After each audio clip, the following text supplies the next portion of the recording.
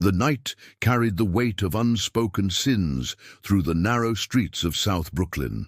Rain had fallen earlier, leaving the asphalt slick and reflective under the dim glow of streetlights that barely pushed back the darkness.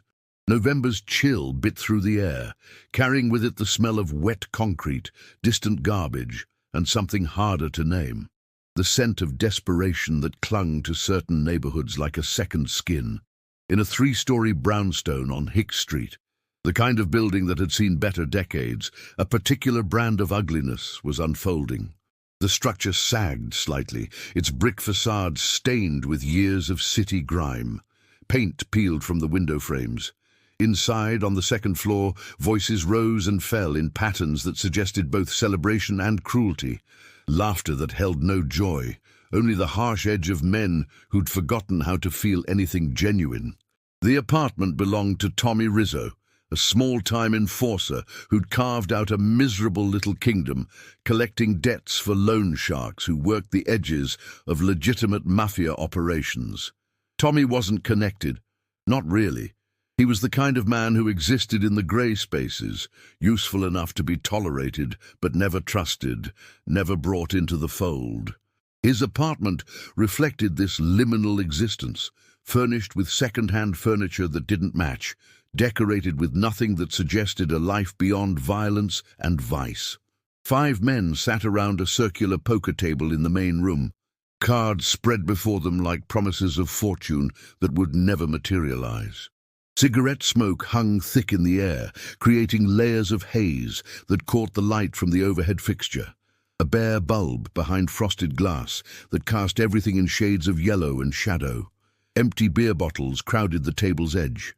A half-empty bottle of cheap whiskey stood at Tommy's elbow, the amber liquid catching light like captured fire. The men's voices carried that particular volume that comes from alcohol and the false confidence of numbers. They spoke over each other, their words colliding in the space between them. One recounted a story about a man who'd tried to skip town on a debt. Another laughed about a shopkeeper who'd needed convincing to pay protection money. Their laughter had edges, sharp, mean, the sound of men who measured their worth by the fear they could inspire in others. But beneath their noise, another sound persisted. From the bedroom adjacent to the main room came softer sounds. A woman's voice, pleading, the crack of flesh meeting flesh. A cry that was quickly stifled. The men at the table heard these sounds. They chose to ignore them, or worse, they found them amusing. One made a crude joke, another refilled his glass. The woman in that room was named Maria Santos. She'd been born in the Dominican Republic, had come to New York as a teenager, with dreams that seemed laughable now in retrospect. She'd worked 2 jobs, cleaning offices at night, working as a seamstress during the day. She'd met a man who'd seemed kind at first, who'd promised stability, who'd turned into something else entirely after their daughter was born. He'd left when the girl was 2, disappeared into whatever holes men like that crawled into when responsibility became too heavy to bear. Maria had raised her daughter alone, had scraped together enough for a small apartment, had built something fragile but real. Then she'd met Tommy at a bodega where she sometimes bought groceries. He'd been charming initially, attentive in ways that felt like relief after years of solitude. The transformation had been gradual, the first sign of temper, the first cruel word, the first time his hand had moved faster than his reason. By the time she understood what he truly was, leaving had become complicated. He knew where she worked. He knew where her daughter went to school.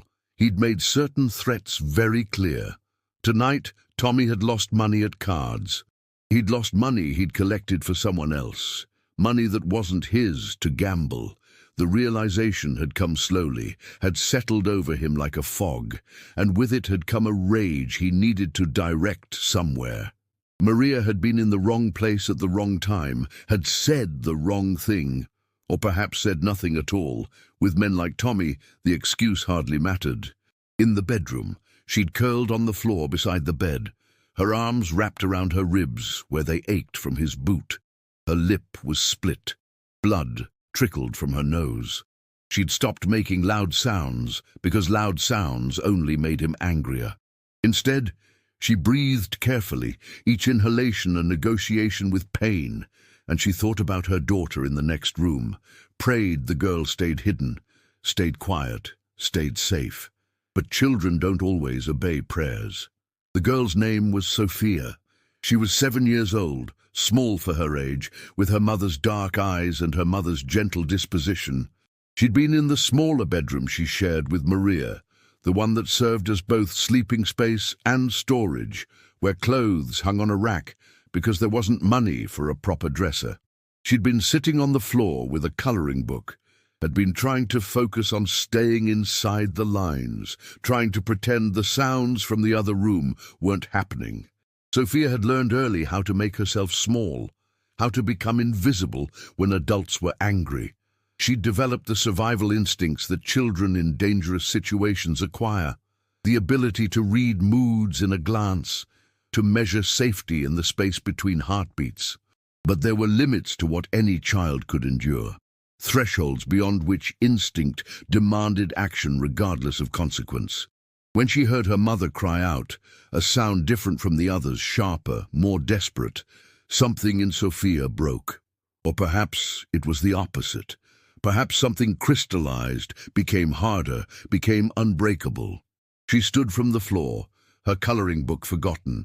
She moved to the door, opened it slowly. The hallway stretched before her, leading to the main room where the men's voices continued their cruel symphony.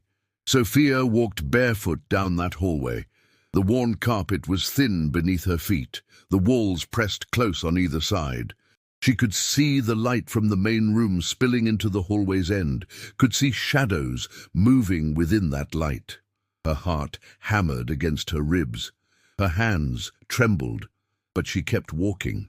When she appeared in the doorway, the men didn't notice at first.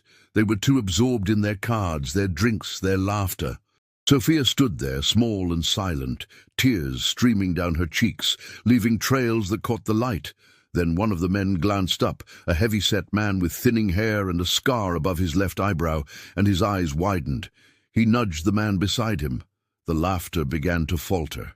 Sophia's voice, when it came, was barely above a whisper, but in the growing silence it carried with perfect clarity.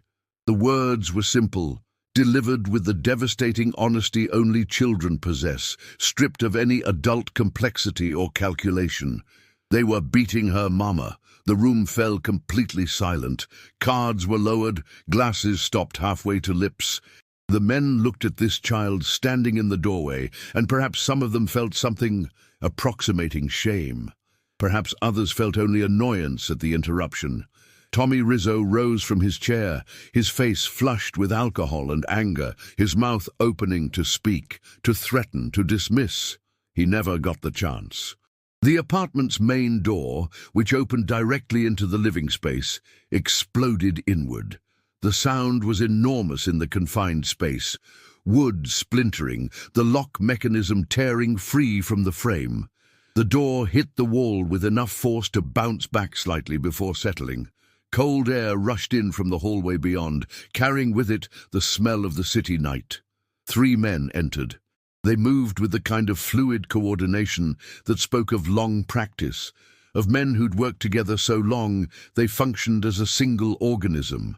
They wore dark coats that looked expensive even in the dim light, tailored to accommodate the weapons they certainly carried. Their faces were hard, weathered by experience that went far beyond simple violence. These were not men who needed to prove anything. They were men whose reputations preceded them, like shadows. Behind them, filling the doorway with his presence, stood Salvatore Mancini. He was in his late 40s, tall, without being oversized, built with the solid efficiency of someone who'd maintained physical readiness long after it ceased being purely necessary. His hair was dark with threads of grey at the temples. His face carried the kind of lived-in quality that comes from years of making difficult decisions and living with their consequences. He wore a charcoal suit that probably cost more than everything in Tommy's apartment combined, but he wore it casually, as if the expense meant nothing. What struck most people about Salvatore wasn't his physical presence, though that was considerable. It was his eyes. They were dark, nearly black in certain light, and they held a quality that was difficult to name. Not cruelty exactly, though he was certainly capable of that. Not kindness either, though those who knew him well might argue otherwise in certain contexts. What they held was a kind of absolute certainty, a complete absence of doubt about his place in the world and his right to occupy that place exactly as he chose. Salvatore Mancini was the underboss of the Costello crime family, one of the 5 families that had carved up New York's criminal landscape like a pie, each taking their slice, each defending their territory with whatever means proved necessary. He controlled the waterfront operations in Brooklyn, managed the family's interests in construction and waste management, and oversaw a network of legitimate businesses that cleaned money with remarkable efficiency. He was feared across 3 boroughs. Politicians avoided his name in public and sought his favor in private. Police captains received envelopes that ensured certain investigations never gained momentum, but none of that explained what he was doing in Tommy Rizzo's apartment on a Friday night in November. Salvatore's gaze moved across the room with methodical precision. He noted the men frozen at the table, their hands visible, their faces showing various stages of recognition and fear. He noted the overturned chair where Tommy had risen. He noted the smell of cheap whiskey and cheaper tobacco. He noted the quality of fear that filled the space like a living thing. Then his gaze settled on Sophia, still standing in the doorway, tears on her cheeks, her small frame trembling. Something in his expression shifted, not softening exactly, but recalibrating, focusing with an intensity that made the temperature in the room seem to drop several degrees. Salvatore moved toward the child with surprising gentleness, his movements slow and deliberate, giving her time to process, to understand he meant no harm. He knelt, bringing himself to her eye level. From his pocket he withdrew a handkerchief, white, perfectly pressed, probably monogrammed, though the light didn't allow for such details. He held it out to her. Sophia took it with trembling fingers and wiped at her tears. Salvatore waited, patient, his presence somehow managing to be both threatening to everyone else in the room and comforting to this terrified child. When she lowered the handkerchief, he spoke in a voice barely above a whisper, words meant only for her, though in the absolute silence everyone heard them anyway. He asked where her mother was. Sophia pointed toward the bedroom. Salvatore nodded. He stood, his movements unhurried, and turned to face the men. His expression had changed again, had become something cold and final. He didn't raise his voice. He didn't need to. One of his men moved toward the bedroom, while Salvatore addressed the room. His words were measured, almost conversational, which somehow made them more terrifying than any shouted threat could have been. He observed that he'd been receiving reports about Tommy Rizzo, reports about debts unpaid, about money that had gone missing. About a man who'd been operating without proper authorization, who'd been using connections to the Costello name without earning the right to that association. Salvatore explained in that same measured tone that he'd been inclined to handle this matter through the usual channels, a conversation, a warning, perhaps a small demonstration of consequences that would serve as education. But then he'd received a different kind of report. A report about a woman and a child, about circumstances that violated certain rules Salvatore held absolute. The man who'd gone to the bedroom emerged, supporting Maria. She could barely walk, leaning heavily on his arm. Her face was swollen on one side, blood stained her blouse. But she was alive, and her eyes found Sophia immediately, and in that look was all the complicated love and guilt and relief that mothers feel when they've tried to protect their children and failed and found protection arriving from an unexpected source. Salvatore gestured, and one of his men guided Maria and Sophia toward the door, toward the hallway, toward safety. As they passed him, Salvatore placed a hand briefly on Sophia's shoulder. a gesture of reassurance, or perhaps acknowledgement. The mother and daughter disappeared into the hallway. One of Salvatore's men followed, presumably to ensure they reached wherever they needed to go without interference. With the innocence removed, the temperature in the room changed again. What had been tense became dangerous. What had been threatening became absolute. Tommy Rizzo found his voice, started to explain, to justify, to deflect. The words tumbled out in a rush. It was a misunderstanding. She'd provoked him. He'd been under stress. The money situation was temporary. He could fix everything. He had connections. He deserved another chance. Salvatore let him talk. Let him exhaust himself with explanations that meant nothing, that changed nothing. When Tommy finally fell silent, Salvatore responded with a single observation. Tommy had made choices. Choices had consequences. What happened next happened quickly, though to those experiencing it the time probably seemed to stretch. Salvatore's remaining men moved with practiced efficiency. Tommy tried to run, but there was nowhere to go, no exit that wasn't blocked. The other men at the table tried to distance themselves, claiming they were just there for cards. They didn't know anything. They weren't involved. Salvatore addressed them without looking away from Tommy. He noted that they'd been in this apartment, at this table, while a woman was being beaten in the next room. They'd heard her cries. They'd done nothing. Perhaps they'd even been entertained. Inaction in the face of cruelty was its own form of complicity. The violence that followed was controlled, purposeful, and utterly without mercy. Furniture shattered. Glass broke. Bodies hit walls with sounds that suggested damage that would be carried forward into whatever remained of these men's lives. Salvatore himself didn't participate directly, but his presence orchestrated everything, his silent authority conducting the symphony of consequences. When it ended, Tommy Rizzo lay on the floor, conscious but broken, breathing in short gasps that suggested cracked ribs at minimum. The other men were in similar states, distributed around the room like discarded mannequins. None of them would be the same after this night. Some would carry physical scars. All would carry the memory of what happened when certain lines were crossed. Salvatore stood in the center of the destruction, his suit somehow still immaculate, his breathing barely elevated. He looked down at Tommy with something that might have been disgust, or might have been disappointment. Both reactions to waste, to potential squandered, to choices that led inevitably to this moment. He spoke again, his voice carrying clearly, despite the ringing that probably filled the ears of everyone in the room. He explained that Tommy's debt to the people he'd stolen from would be settled, not forgiven, but transferred. Tommy now owed Salvatore, and the terms of that debt would involve permanent departure from Brooklyn, from New York, from any place where Salvatore's influence extended. Tommy had 24 hours to disappear. If he was seen after that deadline, the consequences would be final. As for the others, they would carry messages. To every small-time operator, every would-be tough guy, every man who thought violence made him strong, there were rules, ancient rules, rules older than any of them, rules that transcended the criminal codes and touched something more fundamental. Women and children were off-limits, period.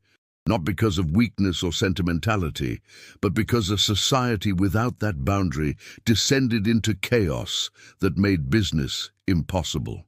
Salvatore made clear that he didn't care about these men's personal lives, their relationships, their problems. But in his territory, under his watch, certain behaviors would not be tolerated. Anyone who couldn't control themselves, who needed to prove their manhood by harming the defenseless, would find themselves facing consequences that made this evening look merciful. The message delivered, Salvatore turned toward the door. His men fell in behind him, their movements synchronized. As they reached the threshold, Salvatore paused. Without turning back, he added one final observation. He would be checking on the woman and her daughter. Resources would be provided. A new apartment, security, employment assistance, whatever was needed. These resources would come with no strings attached, no obligations, no debt to be repaid. It was simply what happened when someone brought an injustice to his attention. Then they were gone, disappearing into the hallway, their footsteps fading. Behind them they left silence and wreckage, and men who would spend years trying to make sense of what had just happened. Outside, the November night had grown colder. The streets were largely empty at this hour, the honest citizens locked behind doors, the dishonest ones conducting business in locations less visible. Salvatore walked to where his car was parked, a black Lincoln Continental that gleamed even in the inadequate streetlight. His driver stood beside it, having witnessed nothing, knowing everything. Before entering the vehicle, Salvatore looked up at the brownstone they'd just left. Light still glowed in the second-floor windows.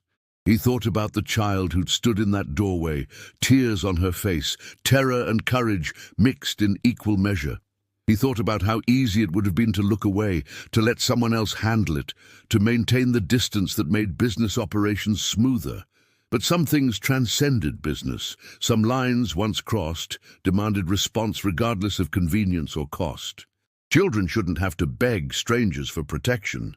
Women shouldn't have to endure violence in silence. The fact that these things happened anyway, that the world was full of Tommy Rizzos who measured their worth by the pain they could inflict, didn't negate the necessity of pushing back against that tide. Salvatore didn't consider himself a good man. He'd done things that would have horrified most people, had ordered actions that had ended lives, had built his position on a foundation of violence and intimidation. He operated in shadows, managed criminal enterprises, profited from vice and weakness. He had no illusions about his place in the moral landscape, but even in shadows there were gradations. Even among criminals there were codes. Even men who lived outside the law could recognize that some transgressions were intolerable. The Mafia, for all its brutality, had always maintained certain boundaries. Civilians were off-limits, families were sacred, children were untouchable. These rules existed not from nobility, but from pragmatism. A world without such boundaries quickly became ungovernable, even for those who governed from the underworld. Salvatore entered the car. The driver pulled away from the curb, navigating the late-night streets with practiced ease. They drove in silence for several blocks, heading toward Cobble Hill, toward the neighborhood where Salvatore maintained his primary residence, a brownstone far nicer than the one they'd just left, in a part of Brooklyn where professionals and families lived, where the streets were clean and the schools were good and nobody questioned the source of their neighbor's income. As they drove, Salvatore's mind turned to logistics. He'd need to make calls, arrange the relocation, ensure Maria and Sophia had what they required. He'd need to follow up, make certain Tommy actually left town and that the message about his departure reached the right ears. He'd need to address the gap Tommy's departure would create in the collection operations, find someone more reliable, more controlled. But beneath these practical considerations, something else stirred, a memory, old and usually kept locked away. He thought about his own daughter. She'd be about Sophia's age now if things had gone differently. If the pregnancy had been carried to term instead of ending in a hospital room on a January night 12 years ago. If his marriage hadn't collapsed under the weight of his choices and his wife's inability to live with what those choices made him. If any of a dozen moments had gone differently, he didn't often allow himself to think about these things. Regret was an indulgence he couldn't afford, a weakness that had no place in the life he'd chosen. But sometimes, in moments like this, the walls he'd built weren't quite strong enough to contain everything they were meant to hold back. The car turned onto his street. The brownstones here were well maintained, their facades clean, their stoops swept. Trees lined the sidewalk, bare now in November, but creating a canopy in summer that made the street feel almost suburban. Lights glowed in windows, suggesting lives he could only imagine, families gathered around dinner tables, children being tucked into bed, the ordinary rhythms of existence untouched by the complexities of his world. Salvatore's building was in the middle of the block. The driver pulled to the curb, and Salvatore stepped out into the cold night. He stood for a moment on the sidewalk, looking up at his home. 5 stories of red brick and limestone trim, wide windows with interior shutters, a front door of solid oak with brass fixtures that gleamed despite the hour. Beautiful, expensive, carefully maintained, empty in all the ways that mattered. He climbed the steps to his front door, key already in hand. Behind him, the car pulled away, the driver heading to the garage where the vehicle would be cleaned and checked, where any evidence that might theoretically exist would be methodically removed. Salvatore entered his home, closing the door behind him with a solid click that echoed in the marble-floored foyer. The house was silent. He'd given his housekeeper the evening off. He lived alone here, had for years, surrounded by expensive furniture and original artwork and all the trappings of success that felt hollower with each passing year.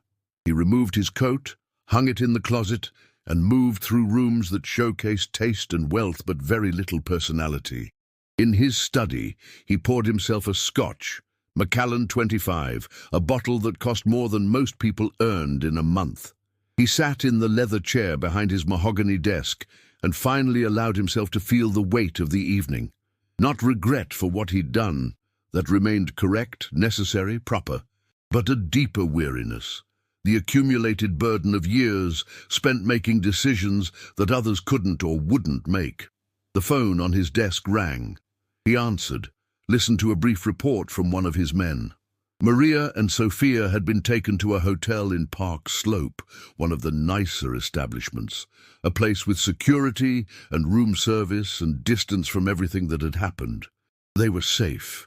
Medical attention had been arranged for Maria.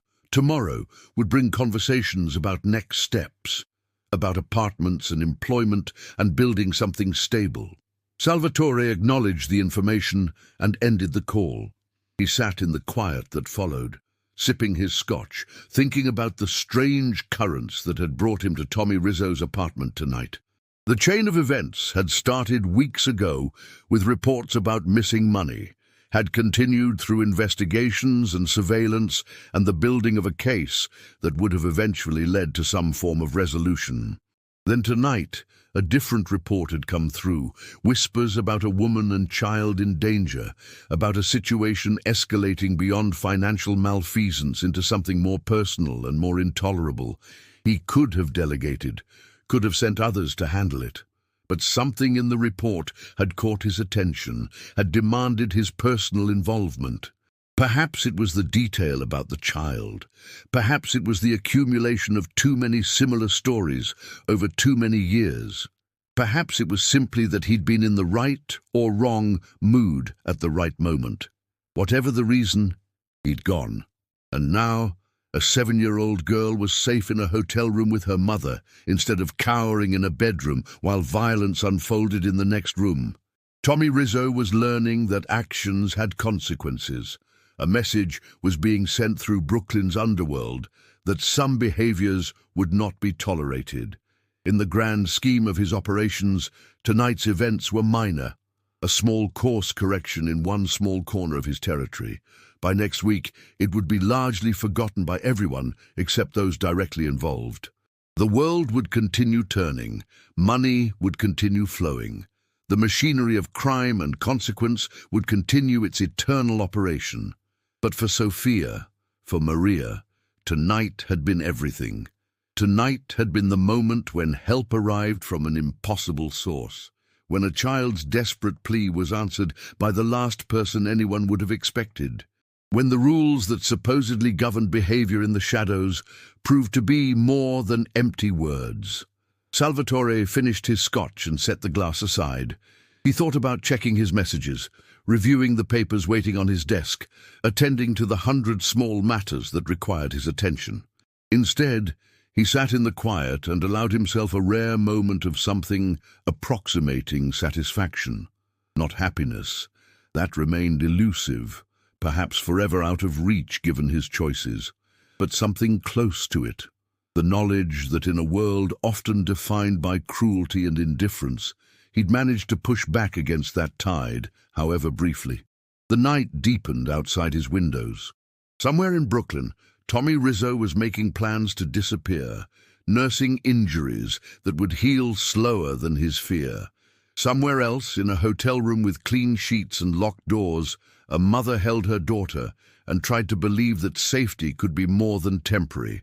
And in a study filled with expensive things that meant very little, Salvatore Mancini sat alone and thought about 7-year-old girls who shouldn't have to beg for protection. The weeks that followed brought their own rhythms and revelations. Maria and Sofia were relocated to a modest but comfortable apartment in Bay Ridge, far enough from their previous location to feel like a fresh start, but close enough to the schools and communities Maria knew. The apartment was in a well-maintained building, with an attentive superintendent and neighbors who minded their own business in the best possible way. Money was provided, enough for rent, for furniture, for the ordinary expenses of living. More importantly, arrangements were made for Maria to work at a bakery owned by a Costello family associate. The work was legitimate, the pay fair, the hours reasonable. The bakery owner understood that Maria was under protection, that any problems involving her would be dealt with swiftly and severely. This understanding created a zone of safety around her, invisible but absolute. Sofia was enrolled in a good school. She received new clothes, new school supplies, everything a child needed to feel normal. Counseling was arranged, carefully, discreetly, through channels that understood the importance of privacy. The therapist who worked with Sofia specialized in childhood trauma and knew how to help children process experiences that no child should have to endure. Salvatore didn't visit. His protection was most effective from a distance, his presence a shield that worked best when it remained unseen. But he received regular reports. He knew that Sofia was doing better, that nightmares were becoming less frequent, that she'd made friends at her new school. He knew that Maria was regaining weight, that the bruises had faded, that she smiled occasionally when she thought no one was watching. These details meant more than they should have. Salvatore recognized this, acknowledged it as a potential weakness. In his world, emotional investment created vulnerabilities. Caring about outcomes beyond their strategic value opened doors that enemies could exploit. The smart play would have been to ensure Maria and Sofia were settled and then forget about them, let them become just another line item in the ledger of his operations, but he couldn't quite manage that distance. He found himself asking about them more often than necessary, ensuring their situation remained stable, anticipating problems before they materialized. His men noticed this attention, though they were wise enough not to comment directly. They simply made certain that everything involving Maria and Sofia was handled with extra care. Tommy Rizzo had indeed left town, had fled to somewhere in Florida, where he presumably attempted to rebuild some semblance of a life. Reports indicated he'd found work as a bouncer at a strip club in Tampa, a significant step down from even his minor status in Brooklyn. Salvatore had considered extending his reach, making certain Tommy's departure from New York was accompanied by permanent reminders of his transgressions. In the end, he'd decided that exile was sufficient. Tommy would carry his memories of that November night for the rest of his life. That was punishment enough. The other men from the apartment had similarly scattered or diminished. Some left the city. Others remained, but operated with newfound caution, suddenly aware of boundaries they'd previously ignored. The message Salvatore had intended to send had been received clearly. There were lines that could not be crossed, not in his territory, not while he held power. But enforcing those boundaries required constant vigilance. The criminal world, like nature, abhorred vacuum. Every removed threat created space for new ones to emerge. Every act of protection created new vulnerabilities to manage. Salvatore found himself navigating increasingly complex situations, trying to maintain order in systems designed to resist order. One evening in late December, about 6 weeks after the incident at Tommy's apartment, Salvatore received an unexpected delivery. A package arrived at his office, a nondescript suite in a building in downtown Brooklyn that officially housed a waste management consulting firm. The package was small, wrapped in simple brown paper, addressed to him personally.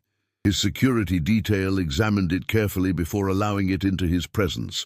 No explosives, no chemical agents, no obvious threats. Inside the brown paper was a white box. Inside the box, wrapped in tissue paper, was a drawing. The artwork was clearly a child's creation, done in crayon on construction paper. It showed a man in a dark suit, presumably meant to be him, standing next to a smaller figure holding the man's hand. A woman stood on the other side. All three figures were smiling, rendered with the cheerful imprecision of a 7-year-old's hand. Above the drawing, in careful letters that suggested adult assistance, were the words, "Thank you for helping us. Love, Sophia." Salvatore sat at his desk, holding this piece of construction paper, and felt something crack in the careful architecture of his emotional defenses. He'd received thanks before, obsequious gratitude from people who owed him money or favors or their lives. He'd learned to recognize the calculation behind such expressions, the fear or ambition or simple pragmatism that motivated them. This was different. This was genuine. This was a child's uncomplicated gratitude, offered without agenda or understanding of the complexities involved. Sophia didn't know what Salvatore was, what he'd done, what he would do in the future. She only knew that when she'd needed help, when her world had been falling apart, he'd appeared and made things better. The drawing remained on his desk for the rest of the day. His associates came and went, conducting business, discussing operations, reporting on the endless details that required his attention. They saw the drawing, but said nothing, recognizing that some subjects were best left uncommented upon. That evening, alone in his office, after everyone else had departed, Salvatore took out his phone and made a call. Not to any of his usual contacts, but to a number he'd been given weeks ago. A direct line to the counselor working with Sophia. The woman answered, her voice professional but warm, clearly accustomed to calls at unusual hours. Salvatore asked about Sophia's progress. The counselor, bound by professional ethics but understanding the unusual circumstances, provided general information. Sophia was doing remarkably well. She'd shown impressive resilience, the stable home environment, the sense of safety, the removal of ongoing threats. All of these had allowed her to begin processing her trauma in healthy ways. The counselor mentioned the drawing, said that Sophia had insisted on sending it, that she talked about the man who'd helped them, who'd made the bad people go away, who'd made everything better. She'd asked if she could thank him somehow. The counselor had suggested the drawing as a safe way to express those feelings without direct contact. Salvatore thanked the counselor and ended the call. He sat in his office, surrounded by the evidence of his power and influence, and thought about innocence and the inability to preserve it. Sophia would grow up. She'd learn about the world's complexities, about the moral ambiguities that defined adult existence. She'd eventually understand what kind of man had saved her that night, would grapple with the contradiction of violence employed in service of protection. But for now, she was simply grateful. For now, she could draw pictures with crayons and believe that good men sometimes wore dark suits and made bad things stop happening. That simplicity wouldn't last, but its temporary existence held its own value. Winter settled deeper over New York. The holiday season brought its own pressures and opportunities for Salvatore's operations. Money flowed through various channels, requiring management and laundering and careful accounting. Disputes arose between different factions, requiring negotiation and occasional force. The machinery of organized crime continued its eternal operation, indifferent to individual stories or moral considerations. But on Salvatore's desk, beneath the glass surface, the drawing remained, a constant reminder, visible only to him, of the night when a child's cry had cut through layers of calculation and pragmatism and reached something deeper. A reminder that even in the shadows, even in a life built on violence and crime, moments of genuine good could still occur. He didn't visit Maria and Sophia. He maintained his distance, understanding that his world and theirs should remain separate. But he ensured their protection continued. He made certain that anyone who might pose a threat understood the consequences of approaching them. He created an invisible perimeter of safety around their lives, a shield that operated most effectively by remaining unseen. Years would pass. Sophia would grow into adolescence and then adulthood, would pursue her own dreams and make her own choices. Maria would rebuild her life, would perhaps find genuine kindness in another relationship, or perhaps would choose independence, having learned hard lessons about trust. They would remember that November night, but memory would transform it, would polish it into something both more and less than what actually happened. And Salvatore would continue operating in the shadows, making decisions that shaped lives in ways those lives would never fully understand. Managing his empire of vice and violence, trying occasionally to push back against the worst excesses, while accepting that his own hands were far from clean. But sometimes, late at night, alone in his study with a glass of expensive scotch, he would think about a 7-year-old girl standing in a doorway, tears on her face, desperately asking for help. He would remember the weight of that moment, the recognition that some things transcended business calculations and territorial concerns. He would remember that even men who lived outside society's rules could still recognize that some protections were absolute, some boundaries were sacred, some cries for help demanded response regardless of convenience or cost. In the end, that memory, along with a child's drawing done in crayon on construction paper, would remain one of the few things in his life that he could look back on without regret or qualification. Not redemption exactly, because he'd done too much to ever claim that. Not absolution, because he would continue doing things that required absolution. Just a moment when the right thing had been done for the right reasons by someone who usually operated in much murkier moral territory. The city continued its endless rhythm around him.